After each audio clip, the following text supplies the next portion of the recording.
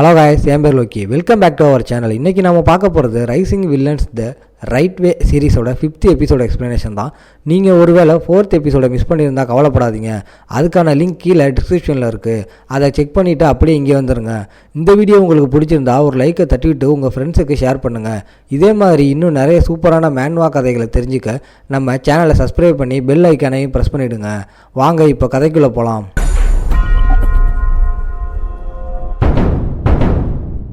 இது தெற்கு பகுதி நோபல்ஸ் எல்லாம் சந்திக்கிற ஒரு மீட் அண்ட் கிரீட். அடுத்து கவுண்டாக பதவி ஏற்க போகிறதால கண்டிப்பாக போய் தான் ஆகணும். நல்லா பழகி பேர் வாங்கணும், அப்போதான் அமைதியாக வாழ முடியும்னு பிளான் போடுறாரு.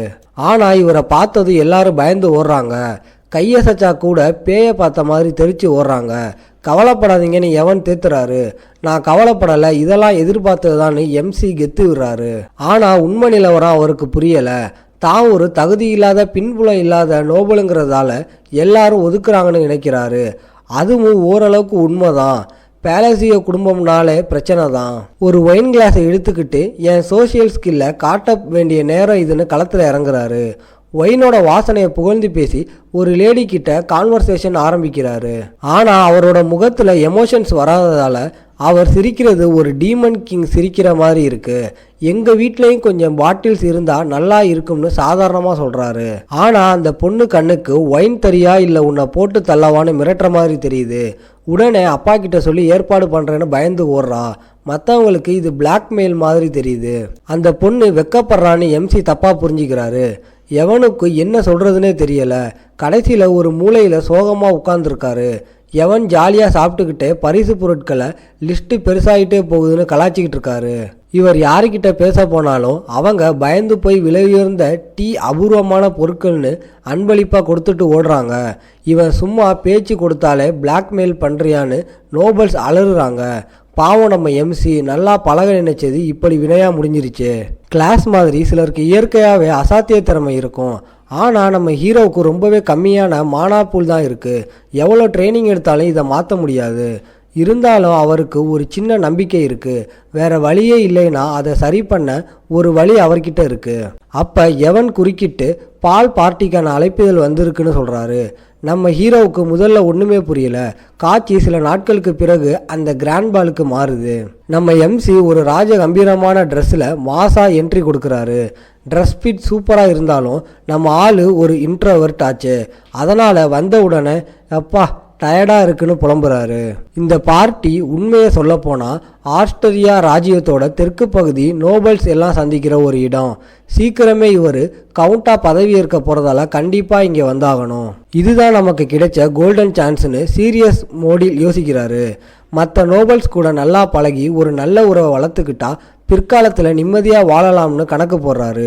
ஆனால் அவர் நினச்சது தப்புன்னு சீக்கிரமே புரியுது. இவரை பார்த்தாலே எல்லாரும் தெரிச்சு ஓடுறாங்க. இவர் சும்மா ஹாய் சொல்லி கையசைச்சா கூட பேயை பார்த்த மாதிரி ஓடுறாங்க. ஃப்ரெண்டு எவன் எவ்வளோ சமாதானம் பண்ணுறாரு. நான் அப்செட் ஆகலைன்னு எம்சி சாதிக்கிறாரு. ஆனால் அவர் மூஞ்ச பார்த்தாலே தெரியுது அவர் கடுப்பில் இருக்காருன்னு. இதெல்லாம் நான் எதிர்பார்த்தது தான்னு சமாளிச்சுக்கிட்டு தனியாக கிளம்புறாரு. ஆனால் உண்மையில் என்ன நடக்குதுன்னு நம்ம ஆளுக்கு புரியலை. நம்ம பெரிய பின்புலம் இல்லாத ஒரு சின்ன நோபல், அதான் நம்மளை மதிக்க மாட்டாங்கிறேன்னு அவருக்கு நினைக்கிறாரு. அதுவும் ஓரளவுக்கு உண்மைதான். பேலசிய குடும்பம்னால பிரச்சனை பிடிச்ச குடும்பம்னு பேர். கையில் ஒரு ஒயின் கிளாஸ் எடுத்துக்கிட்டு தான் கற்றுக்கிட்ட சோசியல் ஸ்கில்ஸ் காட்ட முடிவு பண்ணுறாரு. வைனோட வாசனையை புகழ்ந்து பேசி ஒரு லேடி கிட்ட பேச்சு கொடுக்குறாரு. ஆனால் அவரோட முகத்தில் எமோஷன்ஸ் வராது இல்லையா, அதனால் அவர் சிரிக்க ட்ரை பண்ணால் அது பார்க்க வில்லன் சிரிக்கிற மாதிரி இருக்குது. இந்த ஒயின் பாட்டில்ஸ் எங்கள் வீட்டுக்கும் கிடைச்சா நல்லா இருக்குன்னு சொல்கிறாரு. அவர் மனசில் அழகாக சிரிக்கிறதா நினப்பு. ஆனால் அந்த லேடி கண்ணுக்கு ஒரு டீமன் கிங் மிரட்டுற மாதிரி தெரியுது. உடனே எங்கள் அப்பா கிட்ட சொல்லி ஏற்பாடு பண்ணுறேன்னு பயந்து ஓடுறா. மற்ற நோபல்ஸ் கண்ணுக்கு நம்ம எம்சி அந்த பொண்ணை பிளாக்மெயில் பண்ணி லிமிட் எடிஷன் ஒயின் மிரட்டி வாங்குற மாதிரி தெரியுது. என்ன கொடுமை சார் இது. அந்த பொண்ணு வெக்கப்படுறா போலன்னு எம்சி அப்பாவியா நினைக்கிறாரு. கொஞ்ச நேரத்துக்கு அப்புறம் அவர் ஒரு மூலையில் சோகமாக உட்காந்துருக்காரு. எவன் ஜாலியாக தின்னுக்கிட்டே பரிசு பொருள் லிஸ்ட்டு பெருசாகிட்டே போகுதுன்னு கலாய்க்கிறாரு. அந்த ஒயின் சம்பவம் மட்டும் இல்லை, இவர் யார்கிட்ட பேசினாலும் அவங்க இவர் தங்களை மிரட்டுறதா நினச்சி பென்சியன்னு எதையாவது கொடுத்துட்டு ஓடுறாங்க. பேலசிய குடும்பம் தான் நினைச்சதை விட ரொம்ப மோசமான பேர் வாங்கியிருக்கணும்னு அவருக்கு புரியுது. 2 அண்ணனுங்களை இவரே கொன்னுட்டாருன்னு வதந்தி வேற இருக்கு. அதனால இவரை பார்த்தாலே எல்லாரும் நடுங்குறாங்க. சரி, கொஞ்சம் காத்து வாங்கலாம்னு வெளியே வராரு.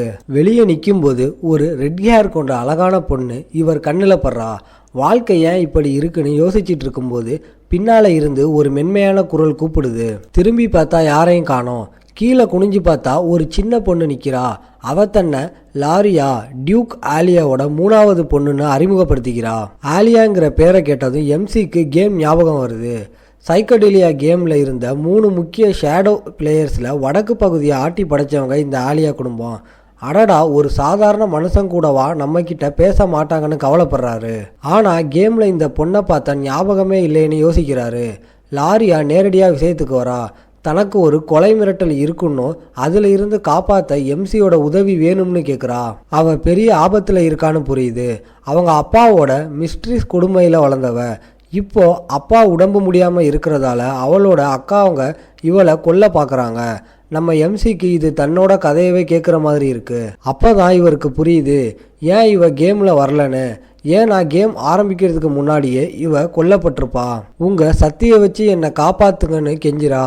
ஆனால் நம்ம எம்சி அவளை நிராகரிக்கிறாரு. அவள் சும்மா வரல, தன்னை காப்பாத்துனா ஆலியா குடும்ப சொத்துல பாதி தரேன்னு சொல்கிறா. இருந்தாலும் அவர் நகர்ந்து போகிறாரு. உள்ளுக்குள்ளே அவளை நினச்சி பாவப்படுறாரு.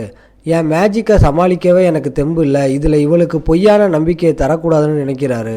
எல்லாரும் நினைக்கிற மாதிரி தாம் பெரிய பலசாலி இல்லைன்னு இவருக்கு மட்டும்தானே தெரியும். லாரியாவோட சோகமான முகம் மனசுல உறுத்துது. குட் லக்னு சொல்லிட்டு பார்ட்டி ஹாலுக்குள்ள போறாரு.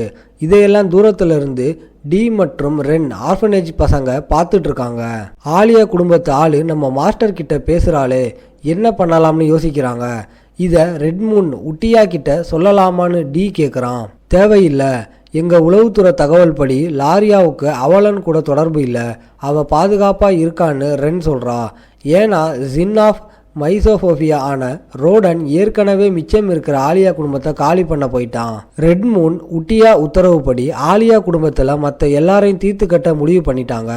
நம்ம மாஸ்டர் காதுக்கு இந்த விவகாரம் போகாமல் பார்த்துக்கிறது தான் நம்ம வேலைன்னு ரென் சொல்கிறா. இங்கே ஒன்றுமே தெரியாத நம்ம எம்சி ஏன் எல்லாரும் என்னை தவிர்க்கிறாங்கன்னு என்னை சுற்றி என்ன கண்ணுக்கு தெரியாத தடுப்பு சுவராக இருக்குன்னு புலம்புறாரு. அப்போ முன்னாடி பார்த்தா அந்த ரெட் ஹேர் பொண்ணு அவரை நோக்கி வரா. நிஜமாவே அவருக்கு சந்தோஷம். முகத்தில் காட்டிக்கலனாலும் அப்பாடா யாரோ ஒருத்தர் நம்மளை மதித்து வராங்களேன்னு நினைக்கிறாரு. ஆனால் கிட்ட வந்ததும் புரியுது இவ சாதாரண ஆள் இல்லை, இவ இன்னொரு ஷேடோ பிளேயர். கேமில் இவளை பார்த்தது ஞாபகம் வருது. சாதாரண மனுஷங்க யாரும் நம்ம கிட்ட வர மாட்டாங்கன்னு இப்போ உறுதி ஆயிடுச்சு.